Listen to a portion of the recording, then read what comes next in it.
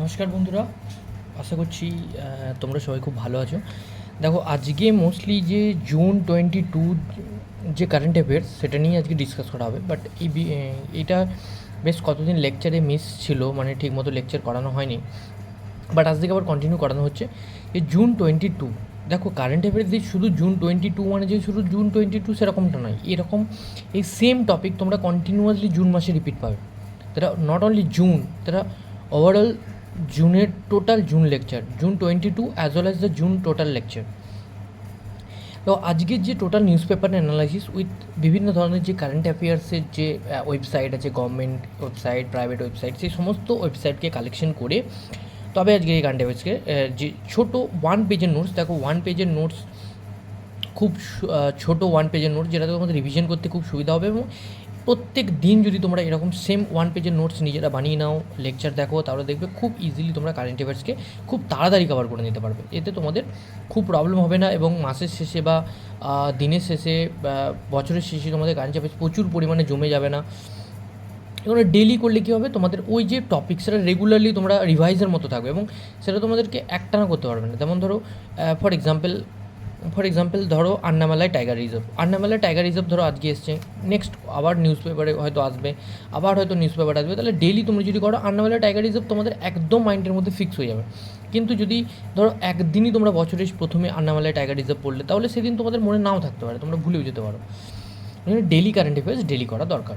দেখো আজকে তো বেশি কথা না বাড়িয়ে শুরু করি। তো আজকে জুন 22 যে কারেন্ট অ্যাফেয়ার্স লেকচার, যে টোটাল নিউজ পেপারকে অ্যানালাইসিস করা হয়েছে, ইন্ডিয়ান এক্সপ্রেস নিউজ পেপারকে মোস্টলি অ্যানালাইসিস করা হয়েছে, তার সাথে সাথে বাকি কিছু ওয়েবসাইট। যেমন দেখো, প্রথমেই আজকে যে নিউজ পেপারের টপিক আছে, আমরা জানি যে আবার ইসরায়েল ইরানের উপর অ্যাটাক শুরু করে দিয়েছে, যে কারণে ইরানে যে সমস্ত ইন্ডিয়ান আছে, তার সাথে সাথে ইন্ডিয়ান নেইবারহুড ফার্স্ট পলিসি অনুসারে শ্রীলঙ্কা এবং নেপালের যে সিটিজেনরাও রয়েছে তাদেরকে ইভাকুয়েট করা হচ্ছে অপারেশন সিন্ধুর মাধ্যমে। নট অপারেশন সিঁদুর নয়, অপারেশন সিন্ধুর অপারেশন কি পাকিস্তানের টেররিস্ট দিয়ে খতম করার জন্য ইন্ডিয়া লঞ্চ করেছিল, বাট এটা অপারেশন সিন্ধু, ইন্ডিয়ান ন্যাশনালসকে ইভাকুয়েটেড করার জন্যে ফ্রম ইরান লঞ্চ করা হয়েছে। সেকেন্ড আমরা টপিকে যদি চলে যাই, দেখো Andhra create 2 world records on yoga day. দেখো এবারে বিশাখাপত্তনম আমরা জানি প্রাইম মিনিস্টার পার্টিসিপেট করেছিল, প্রাইম মিনিস্টার নরেন্দ্র মোদীজি পার্টিসিপেট করেছিল যোগা ডে সেলিব্রেশনের জন্য। এবং অন্ধ্রপ্রদেশে এত লোক পার্টিসিপেট করেছিল যোগা ডেতে, যে গ্রিনিচ ওয়ার্ল্ড বুকে দ্বিতীয়বারের জন্য নাম উঠে গেল অন্ধ্রপ্রদেশের। সেটার নাম হচ্ছে গ্রিনিচ বুকস অফ ওয়ার্ল্ড রেকর্ডে, দুবারের জন্য। তাহলে এটা পড়তে পারে এক্সামে, যে কোনো এক্সামে, ওয়ান ডে এক্সামে আসতে পারে যে কোন state in India Guinness world বুকের যে যোগা ডেতে রেকর্ড পপুলেশন পার্টিসিপেট করেছে, that is mostly Andhra Pradesh. Second দেখো, এখানে একটা টপিক আছে যে কোনো একটা লেপার্ড আন্নামালাই টাইগার রিজার্ভ থেকে বেরিয়ে কোনো একটা বাচ্চা ছেলেকে অ্যাটাক করে দিয়েছে, সে নিয়ে একটা নিউজ আছে। তো বাচ্চা ছেলেকে অ্যাটাক করেছে না করেনি সেটা তো ইম্পর্টেন্ট টপিক নয়, তো কারেন্ট অ্যাফেয়ার্সের জন্য। তো কারেন্ট অ্যাফেয়ার্সের জন্য এটা ইম্পর্টেন্ট যে আন্নামালাই টাইগার রিজার্ভ অ্যাকচুয়ালি কোন স্টেটে অবস্থিত। দেখো আন্নামালাই টাইগার রিজার্ভ আমরা জানি তামিলনাড়ুতে অবস্থিত, তামিলনাড়ু। এবং আন্নামালাই টাইগার রিজার্ভ, দেখো শুধুমাত্র এক্সামের পার্সপেক্টিভে তোমরা আন্নামালাই টাইগার রিজার্ভ পড়ে ছেড়ে দিচ্ছ, কিন্তু আন্নামালাই টাইগার রিজার্ভ পড়ে তোমরা শুধু জাস্ট নিউজ পেপারে আন্নামালাই টাইগার রিজার্ভ দেখলে, তামিলনাড়ু দেখলে, ছেড়ে দিলে। তামিলনাড়ু হয়তো কোনো নিউজ পেপারে হয়তো ভালোভাবে এবার এক্সপ্লেন করা দেওয়া নেই। দেখো কিন্তু তোমরা যদি ভালো করে আন্নামালাই টাইগার রিজার্ভকে দেখো, তাহলে দেখো তোমরা দেখতে পাবে যে আন্নামালাই টাইগার রিজার্ভের আশেপাশেও কিছু টাইগার রিজার্ভ আছে। যেমন আন্নামালাই টাইগার রিজার্ভ অ্যাকচুয়ালি তামিলনাড়ুতে অবস্থিত, বাট সেটা মোস্টলি একটা নীলগিরি রেঞ্জের কাছাকাছি আছে, ওয়েস্টার্ন ঘাটের কাছাকাছি আছে।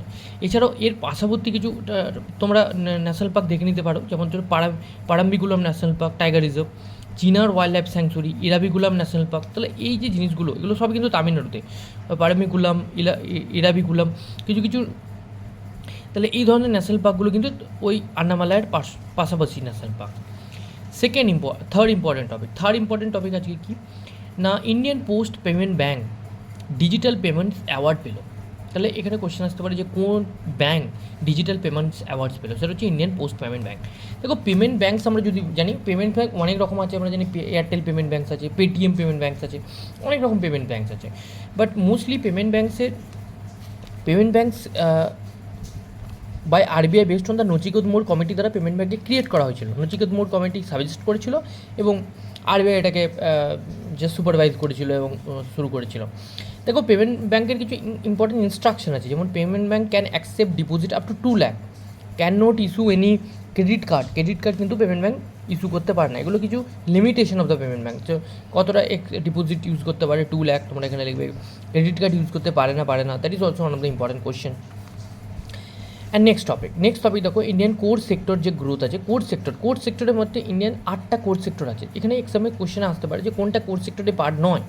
যেমন 42.27% যে পার্সেন্টেজ আমাদের ইকোনমিক গ্রোথে, সেটা কোর সেক্টরের উপর ডিপেন্ড করছে। কোর সেক্টরে growth very low, 0.7%। Most of the অনেকগুলো মাইনাসে গেছে, কিছু কিছু ক্ষেত্রে যেমন সিমেন্ট, এগুলো শুধুমাত্র প্লাসে আছে। দেখো টোটাল ইন্ডিয়াতে 8 কোর সেক্টর আছে, এদের বেস ইয়ার 2011-12 নেওয়া হয়। এটা ministry of commerce and industry আন্ডারে আছে, এবং টোটাল 8 কোর সেক্টর আছে।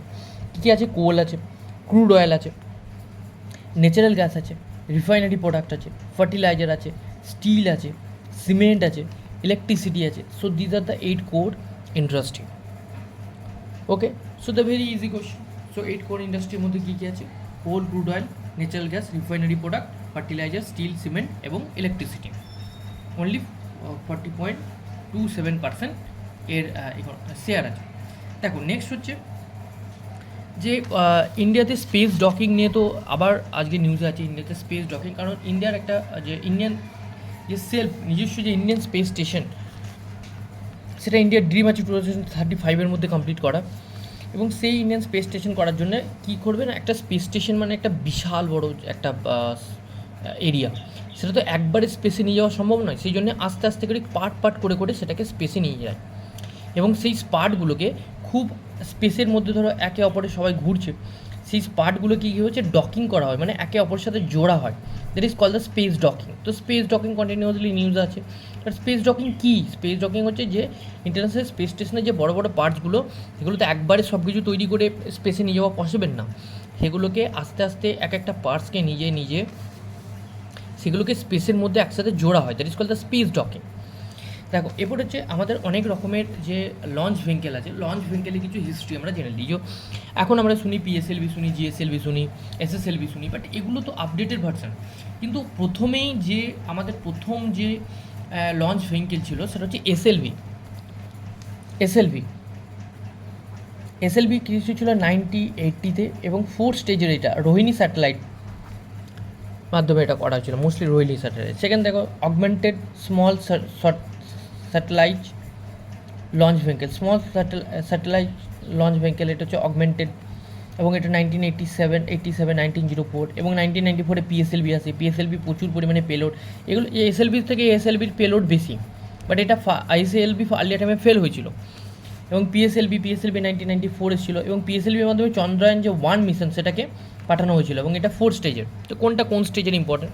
দেখো জিএসএলভি হচ্ছে আরও আপডেটেড। জিএসএলভি 3 স্টেজের, বাট জিএসএলভিতে ক্রায়োজেনিক আপার স্টেজ যে ক্রায়োজেনিক মানে কি? ক্রায়োজেনিকটা তোমরা কমেন্টে লিখে জানো হোয়াট ইজ ক্রায়োজেনিক। এবং জিএসএলভি কমিউনিকেশন স্যাটেলাইট মোস্টলি লঞ্চের ক্ষেত্রে জিএসএলভি ব্যবহার করা, এবং জিটিও যে অরবিট আছে সেখানে। এবং 2004 সালে এটা ফার্স্ট ইন্ট্রোডিউস করা হয়। এবং জিএসএলভি MK2 এবং আপডেটেড ভার্সন জিএসএলভি MK3তে চন্দ্রায়ন 2 লঞ্চ করা হয়। গগনয়ান মিশনটাও জিএসএলভি MK3তে লঞ্চ করা হয়। এটাও কিন্তু 4 টন পেলোড ক্লিয়ার ক্ষমতা আছে। এটা কমার্শিয়াল এবং ওয়ান ওয়েব স্যাটেলাইটের ক্ষেত্রে এটা ইম্পর্ট্যান্ট। এবং সবথেকে ছোটো, এবং সায়েন্টিস্টরা আরও ছোটো, দেখো এগুলোতে প্রচুর পরিমাণে পেলোড নিয়ে যেতে পারে, বাট ছোটো যদি আমরা লঞ্চ ভেহিকেল ক্রিয়েট করতে পারি, যেটা খুব অল্প পরিমাণে পেলোড নিয়ে যেতে পারে, সেটা হচ্ছে এসএসএলভি, স্মল স্যাটেলাইট লঞ্চ ভেহিকেল। এসএসএলভি মাত্র 500 কেজি, 3টে স্টেজের ভেরি স্মল স্যাটেলাইট, যেটা ইজিলি স্পেসের মধ্যে যে কোনো কিছু মিশন সেটাকে কমপ্লিট করতে পারে through SSLV. So SSLV is the very stage. তো যেটাকে ক্রোনোলজিক্যালি সাজাতে বলতে পারে ASLV, PSLV, GSLV MK2, GSLV MK3, GSLV 3 stages, PSLV 4 stages. It can be very difference. এটা হচ্ছে বেসিক ডিফারেন্স পিএসএলভি অ্যান্ড জিএসএলভির মধ্যে। PSLV 4 stages, GSLV 3 stages. তো এগুলো ওভারঅল হলো আজকে ইন্ডিয়ান কোর সেক্টর হলো, ইন্ডিয়ান লঞ্চ ভেহিকেল হলো, ডিজিটাল পেমেন্টস ব্যাঙ্ক হলো, আন্নামালা টাইগার রিজার্ভ হলো, অপারেশন সিন্ধু হলো। তো মোস্টলি দেখো এই ধরনের যে কারেন্ট অ্যাফেয়ার্সটার আজকের টুডেজ লেকচার এতটুকুই ছিল। দেখো যে টোটাল কারেন্ট অ্যাফেয়ার্স আজকের যে নিউজ পেপার, একটা নিউজ পেপার পড়তে তোমাদের 2 থেকে 3 ঘন্টা মতো টাইম লাগবে। সেই সমস্ত কিছু নিউজ পেপারকে সামারি করে জাস্ট নোটস বানিয়ে ছোট্ট করে একটা পেজের মধ্যে দেওয়া হচ্ছে। এটা খুবই একটা ইজি ব্যাপার। তোমরা জাস্ট 10 মিনিটসের একটা ছোট্ট ভিডিও দেখলে তোমরা ছোটো ছোটো নোটস বানিয়ে নিতে পারো। জাস্ট অনলি 10 মিনিটসের মধ্যে দেখো তোমাদের টোটাল লেকচারটা খতম হয়ে যাচ্ছে, অনলি 10 মিনিটস। জাস্ট 10 মিনিটস, যে কোনো সময় তোমরা খেতে খেতে, তোমরা কোথাও একটা ঘুরতে গেলে, যে কোনো টাইমে 10 মিনিট লেকচারটা দেখে নাও এবং ইজিলি তোমরা কারেন্ট অ্যাফেয়ার্সটাকে ডেলি কারেন্ট অ্যাফেয়ার্স রেডি হয়ে যাবে। তো আজকের মতো এতটুকুই। তো যদি ভালো লাগে তাহলে ভিডিওটি লাইক করে দিও, শেয়ার করে দিও এবং কিছু কমেন্টও করো। যে কোয়েশ্চেনগুলো ভিডিওর সাথে সাথে জিজ্ঞাসা করা হচ্ছে সেগুলো কমেন্টে লিখে অবশ্যই জানাও। আজকের মতো এতটুকুই, বাই।